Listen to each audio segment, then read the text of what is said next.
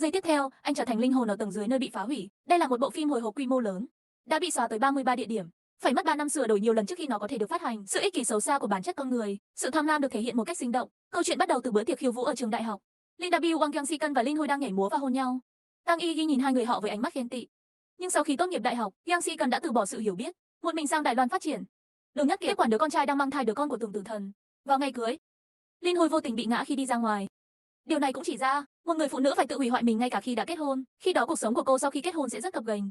Đúng như dự đoán, ngay sau khi kết hôn, có lẽ Đường Nhất Kiệt đã phát hiện ra sự thật anh ta đã tiếp quản. Sự nghi ngờ, hận thù và đe dọa đã khiến anh ta bắt đầu bạo lực gia đình với Linh Hui. Trước mặt con gái Tô Sô Niêu, Tang Y Gi không hề che giấu điều đó. Cuộc tấn công rất tàn khốc, nghiêm trọng nhất còn báo cảnh sát. Nhưng Tang Y Gi đã dựa vào cách giải thích và ngụy biện của chính mình, đưa Linh Hui vào bệnh viện tâm thần. Yang Si đã bỏ Linh Hui lại phía sau. Tập Lan An ở Đài Loan. Nhìn Lan An trên sân khấu, Yang Si rơi sâu vào. Cả hai cùng nhau làm việc chăm chỉ. Yang Si đã lợi dụng vẻ đẹp của Lan An, trở nên thịnh vượng ở Đài Loan, đã trở thành một doanh nhân nổi tiếng. Sau khi kiếm được nhiều tiền, Yang Si đưa Lan An trở lại đất liền để phát triển. Việc đầu tiên tôi làm là đến bệnh viện tâm thần và đưa Linh Hui ra ngoài. Ngay cả khi Tang Y Gi ở bên cạnh, hai người ôm nhau thật chặt không chút do dự. Trên đường về, An lái xe ở hàng ghế đầu, Linh Hui ở hàng sau cõng hai người đàn ông trên vai. Ba người âu yếm nhau, dường như đầy sự hài hòa. Thực ra mỗi người đều có suy nghĩ riêng. Sau đó, Yang Si đã dùng tiền để giúp đỡ Tang Y Gi thăng tiến đến chức giám đốc xây dựng nhà ở. Anh còn giúp Linh Hui mở nhà hàng, tạo công ty bất động sản Sigin bằng chính đôi tay của bạn. Kể từ đó, họ gắn bó với nhau một cách chặt chẽ. Tang Y Gi là xúc tu chỉ đạo của chính phủ. Nhiều nguồn lực dự án khác nhau được bật đèn xanh trước tiên. Yang Si và Tang Y Gi học hỏi lẫn nhau và học hỏi lẫn nhau. Ông là nhân vật quan trọng trong đảng giàu có. Nhưng một ngày, Đường Nhất Kiệt, Linh Hui và Yang Si cùng nhau xuất hiện trong một khách sạn. Không ngờ họ vẫn duy trì mối quan hệ mơ hồ. Tang Y Gi vô cùng tức giận. Khi trở về nhà, tôi lại bạo hành Linh Hui một cách thô bạo. Một ngày, trong cơn tức giận, anh đã từ chối ký. Anh cũng tiết lộ mối quan hệ thực sự giữa Yang Si và Linh Hui. Tôi đã kể với An mọi chuyện. An, người yêu Yang Si sâu sắc rất buồn. Tôi đã cố gắng hết sức vì Yang Si. Tôi đã bị lừa suốt ngần ấy năm. Vì thế hắn đã tìm tới Tưởng Tử Thần, buộc anh ta phải giao cho anh ta cổ phần si chân của bất động sản Sigin. Nếu không, anh ta sẽ đưa ra bằng chứng phạm tội của Yang Si, báo cáo với cảnh sát. Giang Tử Thần làm sao có thể đồng ý? Trong cơn tức giận, anh ta đã đẩy An ra khỏi xe. An ngã xuống cũng mất đứa con trong bụng. An hoàn toàn mất kiểm soát cảm xúc của mình. Anh quyết định rời đi với bằng chứng phạm tội của Yang Si. Yang Si hoảng sợ sau khi biết tin, anh ấy gọi Linh Hui để đưa An trở lại. Linh Hui tìm thấy An bị mất. An cảm động, hỏi Linh Hui cô ấy tốt với anh ấy như thế nào. Nếu anh ấy không phải là tôi suốt những năm qua, khi anh ấy không có gì, nếu anh ấy không phải là tôi thì sao? Bạn đã làm được gì cho anh ấy? Làm sao có thứ gì có thể rẻ đến thế? Cuối cùng, cả hai bắt đầu chiến đấu cùng nhau. Hai Linh Huy tìm thấy chiếc kéo đã được chuẩn bị sẵn trong lúc hỗn loạn, đâm An, nhưng An vẫn không ngừng phản kháng. Tiếp tục đấu tranh với Linh Huy, kết quả là chiếc xe bị mất lái. Khi gặp chướng ngại vật, kéo đâm An. Điều này cũng khiến anh mất mạng hoàn toàn. Lâm Huy hoảng sợ, hãy nhanh chóng gọi cho Yang Si. Yang Si lao tới an ủi Linh Huy đang hoảng loạn. Tim mổ cứng chứa bằng chứng tội phạm, đổ xăng vào người, quyết tiêu diệt thân xác, xóa bỏ dấu vết. Tôi không ngờ An vẫn chưa chết. An đang bỏng rát vì cơn đau rát. Hãy đứng dậy và chạy theo bản năng. Và Yang Si bình tĩnh dùng gậy hạ gục An, cho đến khi chết hoàn toàn. Tang Y Gi cũng đến sau khi nghe tin. Cả hai ném xác xuống sông, tháo dỡ và loại bỏ phương tiện. Sự nghiền nát đang đến. Đường Tam và những người khác tạm thời đoàn tụ với một cơ thể ổn định khác. Cảnh sát sau đó đã tìm thấy thi thể bên bờ sông. Yang Gan và cộng sự Lao Ái chịu trách nhiệm điều tra vụ án. Bất cứ khi nào có một thời điểm quan trọng trong cuộc điều tra, sẽ có một sức mạnh không thể giải thích được cản trở. Họ không hề biết rằng Yang Si và Tang Y đã kết hôn, đã sử dụng các mối quan hệ và tiền bạc. Vụ án bị dập tắt hoàn toàn. Yang Gan cũng bị tổn thương não do tai nạn ông Tô bất ngờ, nghỉ hưu sớm, mở công ty thám tử tư. Sau đó không ai để ý đến vụ việc nữa. Cuối cùng nó được phân loại là một trường hợp người mất tích. Vài năm sau sự kiện An, Tang Y Gi cũng chấp nhận mối quan hệ giữa Yang Si và Linh Hui. Cả hai tiếp tục gắn kết với nhau để ngày càng lớn mạnh hơn, nhưng một bức ảnh đã trở thành ngòi nổ. Tang Y Gi phát hiện ra con gái Sâu Niêu của với Yang Si và Linh Hui, những bức ảnh trong chuyến đi đến Tam Á cùng nhau. Đường Nhất Kiệt chất vấn Tiểu Nặc, khi nào bạn biết Yang Si là cha của bạn? Tôi biết điều đó khi tôi học lớp 3 tiểu học. Đây là một trò đùa lớn đối với Tang Y Gi. Bạn có muốn đoàn tụ như một gia đình 3 người ở Hồng Kông không? Đúng. Mẹ tôi, chú Giang và tôi ở cùng nhau.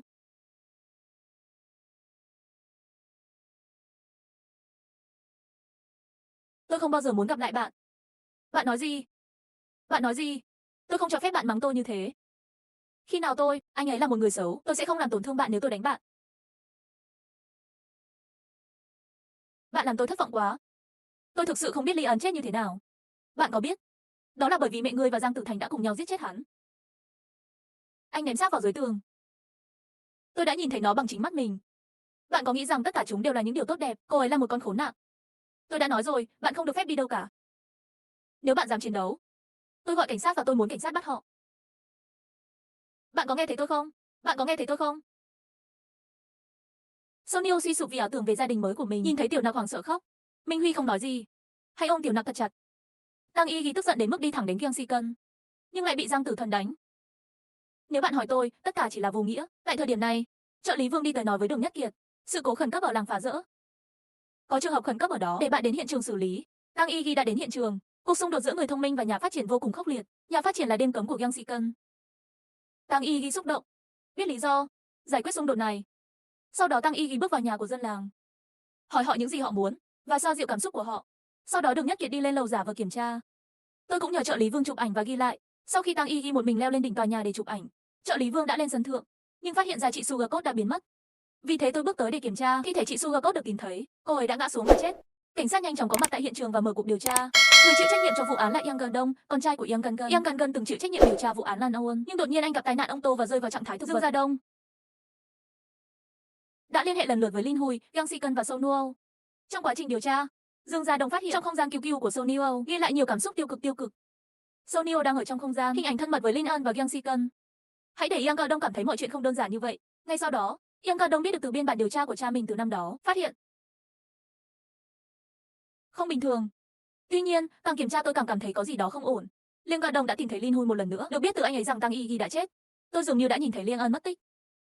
Những gì đã xảy ra tiếp theo, điều này càng làm tăng thêm sự nghi ngờ của anh. Giang Tử Thành ngăn cản Dương Gia Đông tiếp tục điều tra, sử dụng Lin Hui để lên kế hoạch cho sự cố kiểm tra giấy phép. Yang Ga-dong bị buộc phải đình chỉ nhiệm vụ để điều tra, nhưng phương pháp của Giang Tử Thành còn lâu mới kết thúc. Một ngày nọ, Yang Ga-dong nhận được cuộc gọi từ trợ lý Vương, nói: nhưng khi tôi gặp trợ lý Vương được phát hiện sắp chết. Người dân lân cận chứng kiến cảnh tượng trước mắt, nghĩ Dương Gia Đông là kẻ sát nhân. Trong hoảng loạn, Dương Gia Đông nhanh chóng lấy ổ axit trong miệng trợ lý Vương ra, vượt qua các tầng đám đông. Bây giờ nó không chỉ dừng lại, anh trở thành tội phạm bị truy nã. Tưởng Tử Thành vốn muốn giết Dương Gia Đông và đưa cho Yang Ga-dong tài liệu giả, hãy để anh ấy rời khỏi Quảng Châu nhanh chóng để cứu mạng anh ấy. Dương Gia Đông trốn sang Hồng Kông. Hơn nữa, cộng sự của cha tôi lúc đó, anh ấy cảm thấy rằng tai nạn xe hơi của bố anh ấy. Tôi dự định sẽ nhờ đến cơ quan thám tử Lao Ái để tiếp tục điều tra. Ổ axit trong miệng trợ lý Phăng đã lưu một bức ảnh, nhưng rất mơ hồ, không thể nhận ra. Lào Anh có phương tiện khôi phục lại độ nét của bức ảnh, nhưng phải mất một thời gian. Sau khi Dương Gia Đông trốn sang Hồng Kông, Tiểu Nặc cũng tới.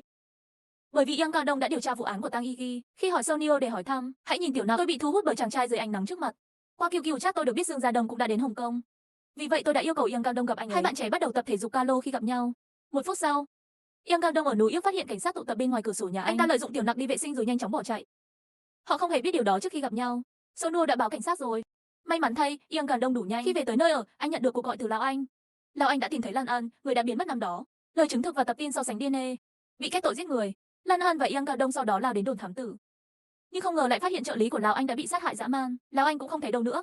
Tuy nhiên, hung thủ không lấy đi hay tiêu hủy chứng cứ, chỉ để im lặng và ngăn cản Yang Ga-dong điều tra. Cuối cùng chứng cứ đều nằm trong tay Dương Gia Đông. Vì điện thoại của Lão Ái không bao giờ kết nối được, Dương Gia Đông phải một mình gánh vác chứng cứ, lặng lặng trở về Quảng Châu. Lần đầu tiên anh ta dùng thiết bị lẻn vào xe của Yang Si-cân và lắp đặt thiết bị quan trắc. Sau đó đi theo Giang Tử Thành, ghi lại cuộc trò chuyện giữa Yang Si-cheng và Lin Hui. Kết quả là hắn bị Giang Tử Thành phát hiện. Giang Tử Thành trước tiên kêu Lâm Huy xuống xe nửa đường. Sau khi hai bên đỗ xe, Giang Tử Thành và Dương Gia Đông cùng nhau chiến đấu. Người của Yang Si-cheng sau đó đến và đánh Yang Ga-dong bất tỉnh. Yang Ga-dong được đưa lên xe tải đã tỉnh lại, nắm lấy tài xế và thoát ra. Một cuộc hỗn chiến cũng dẫn đến việc nhiều phương tiện bị dồn lại. Cuối cùng, Yang Ga-dong đã bắt được Yang Si-cân thành công. Lin Hui cũng chán nản sau khi biết tin. Đầu hàng cảnh sát, chính anh ta đã giết chồng mình Tăng Y Ghi. Nhưng khi cảnh sát đến bắt, anh đột nhiên bị tái phát bệnh tâm thần, cuối cùng đã được gửi vào.